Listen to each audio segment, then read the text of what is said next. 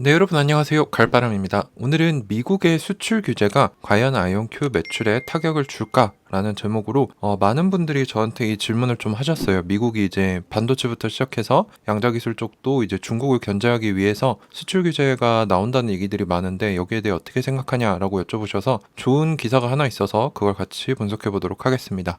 제목은 새로운 양자 제어에 대한 바이든의 추진에 큰 문제 중 하나가 있다. 어디까지 선을 그어야 하는가라는 제목으로 이건 다른 채널에서도 다뤄주셨더라고요. 간단하게 다루셨는데 저는 전체적으로 다 봤습니다. 그래서 프로토콜이라는 미디어가 있는데 기술 관련된 인력, 정치 관련 다루는 미디어인데 11월 2일에 나온 기사입니다. 그래서 미 상업부는 첨단 반도체 기술에 대한 수출 통제에 의해서 중국의 양자 컴퓨팅 야망 진전을 굽히기 위해서 새로운 양자 관련 무역 규제를 만들고 있습니다. 그래서 얼마나 빠르게 이 제한이 생길지는 불분명한데 트럼프와 바이든 정권에 걸쳐서 꽤 긴 시간 동안 구글, IBM, 퀀티니엄 그리고 아이온큐와 함께 토의를 해오고 있다고 합니다. 근데 여기서 중요한 점은 핵심 기업들을 구글, IBM, 퀀티니엄, 아이온큐로 뽑았다는 거죠. 그래서 주요 플레이어이기 때문에 이 기업들과 함께 이 규제를 논의하고 있다라고 해석할 수 있기 때문에 좋은 힌트 하나를 주었습니다. 근데 이제 국가보안기관들과 기타 첩보기관들은 중국의 양자기술 개발이 큰 걱정을 불러일으킨다라고 해서 빠르게 행동할 것을 주문하고 있습니다. 근데 양자 컴퓨팅이 아직 초기 기술이기 때문에 바이든 정부가 규제를 만들기 어려움이 있다는 거죠. 그래서 무역 규제는 보통 해당 산업에 피해를 주기도 하고 다른 국가들이 선도하도록 만들어버리는 꼴이 될 수도 있기 때문에 그런데 특별히 양자 컴퓨팅은 고정 컴퓨터 기능을 말살시킬 수도 있는 타격이 크고 영향력이 큰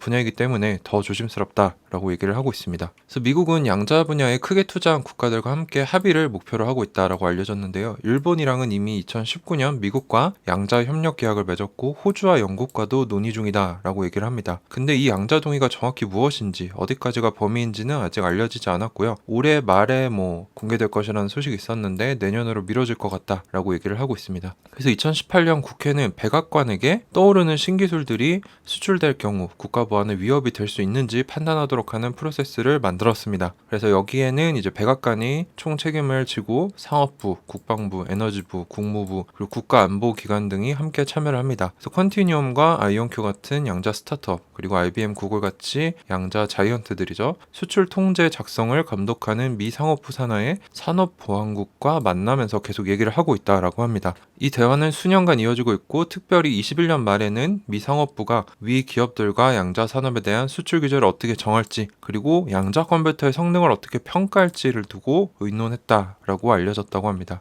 자, 특별히 NIST는 미국 국립표준기술연구소인데 미국을 제한하지 않고 기술의 초기 특성을 반영하는 측정된 접근 방식, 즉 규제를 하면 안 된다 쪽의 지지자이고요. 이에 반해 NSA, 미국 국가안보국은 새로운 수출 규제에 강력한 옹호자로서 양자에 관심이 많고 이 기술이 어떻게 미국의 이런 첩보들을 해독당할 수 있는지 그리고 이 기술을 어떻게 활용해서 적국의 암호화된 정보에 접근할 수 있는지에 대해 이해하고 싶어합니다. 그래서 이 둘이 첨예하게 대립을 하고 있고요. 언제쯤 새로운 수출 규제가 정해질지는 알 수 없지만 정부는 이 양자 규제에 대한 구체적인 분야로 규제 대상을 좁히고 있다라고 합니다. 그래서 양자 하드웨어, 양자 소프트웨어 전부 제한을 하는 게 아니고 특별히 오류 수정을 하는 소프트웨어와 양자 컴퓨터 제일 윗단에서 실행되는 최종 애플리케이션 이 두 가지를 제한하려고 하고 있다라고 합니다. 그리고 특별히 여기서 또 중요한 얘기를 하죠. 큐비트 숫자 자체가 중요한 게 아니라는 거죠. 왜냐하면 대부분의 큐비트는 정확한 결과를 주지 않기 때문에 미 상무부 역시 오류 수정 소프트웨어, 오류 수정 기술이 큐비트 품질의 개선에 도움이 되고 궁극적으로 양자 컴퓨터 역량을 좌지우지한다라는 오류 수정의 중요성을 인지했기 때문에 이렇게 했다는 겁니다. 근데 또 문제 중에 하나는 어떻게 네트워킹된 합쳐진 양자 컴퓨터를 감독할지도 문제입니다. 예를 들어서 200큐비트까지 수출 제한을 걸어버리면 만약에 고객사가 200큐비트 양자 컴퓨터 여러 개를 사서 연결시켜서 네트워킹 시켜버리면 어떻게 할 건가?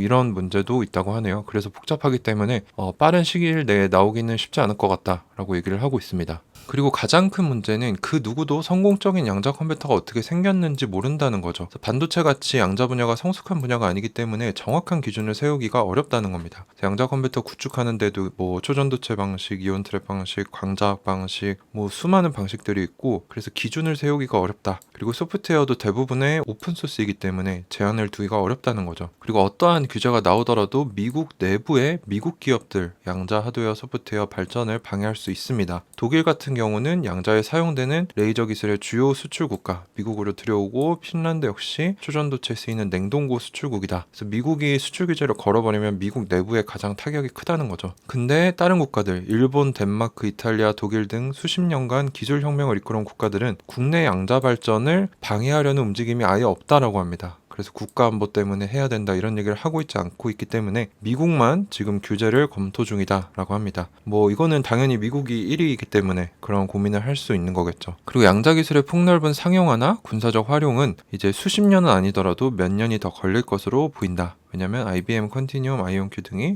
더 공격적인 제품 로드맵으로 빠르게 발전시키고 있기 때문에 중국 역시 양자 분야에 공격적으로 투자하고 있는데 양자가 제공할 이런 이점들을 잘 활용할 수 있도록 중국의 모든 노력을 통합하고 있다. 그만큼 무섭게 쫓아오고 있다라는 겁니다. 자, 그래서 미국의 주요한 정책 변화가 없는 한 미국은 양자에 대해 국가안보를 우선시하는 접근을 유지할 것으로 보인다. 근데 바이든 정부가 뭐 국가안보적인 문제뿐만 아니라 이런 경제적, 기술적 문제 역시 모두 해결해야 한다는 것을 잘 알고 있습니다. 하지만 어떠한 조치는 일단 나오면 미국 내의 양자 그리고 제조업체들에게 어느 정도 영향을 미칠 것이고 양자뿐만 아니라 이러한 기조들은 다른 새로운 기술들에도 반영을 일으킬 수 있다라고 얘기를 하면서 기사를 마치는데요.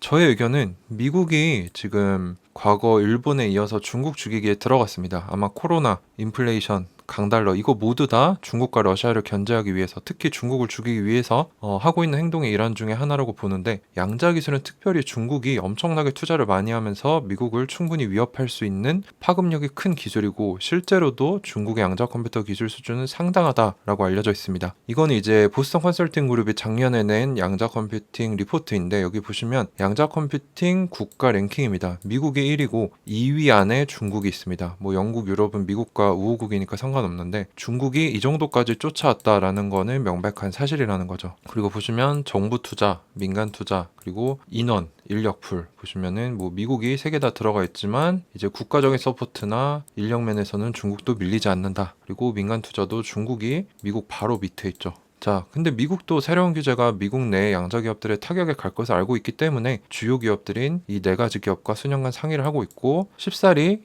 이런 규제를 내놓지 못하고 있습니다. 근데 여기서 우리가 얻을 수 있는 것은 이 네 개 기업이 미국 정부가 인정하는 핵심, 선도 미국 양자 기업이라는 거, 그리고 아이온큐가 그 안에 들어있는 유일한 스타트업이죠. 그래서 이 부분을 저희가 주의 깊게 볼 필요가 있고요. 규제의 핵심은 하드웨어 또는 큐비트 숫자가 아니고 오류 수정 기술이다. 여기서도 힌트가 나오죠. 최고 양자 기업은 이 4개고 이 중에 오류 수정 기술을 가장 잘 개발하는 기업이 최고 기업이다라는 힌트를 얻을 수 있습니다. 그래서 이 부분을 저희가 좀 알아놔야 될 것 같고 과연 이 규제가 양자 기업들의 미래 매출 감소나 기술 개발 타격으로 이어질 건가? 라고 하면은 대답은 알 수 없다입니다. 물론 그럴 확률이 높지만 미국 정부도 바보가 아니기에 지속적으로 모니터링해서 대응을 할 필요가 있다는 거죠. 제 가을바람의 개인적인 생각은 만약 양산 및 보급이 조금 늦춰질 수는 있죠. 왜냐하면 다른 국가, 특히 중국 손에 들어가면은 문제가 될 수 있기 때문에 이거는 뭐 의도적으로 정부가 조금 늦추게 하거나 못하게 할 수도 있지만 기술 개발 자체의 타격은 가지 않도록 할 겁니다. 미국이 바보가 아닙니다. 미국은 전 세계 1등 국가였고 이거를 지금도 잘 유지하기 위해 노력하고 있는 국가이기 때문에 아마 이 규제가 나오는지 그 자체가 좀 중요할 것 같습니다. 그래서 나오게 되면은 이제 아무래도 아이온큐 미래 매출에도 조금 딜레이 시키는 부분이 있을 것 같은데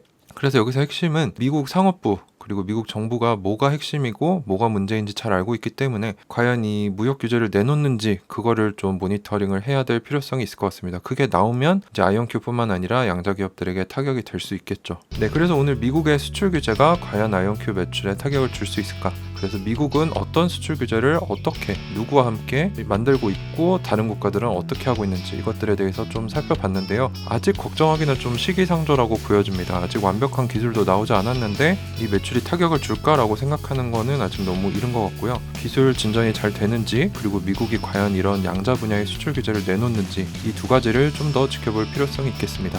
네, 오늘도 끝까지 긴 영상 시청해주셔서 감사합니다. 가을바람이었습니다.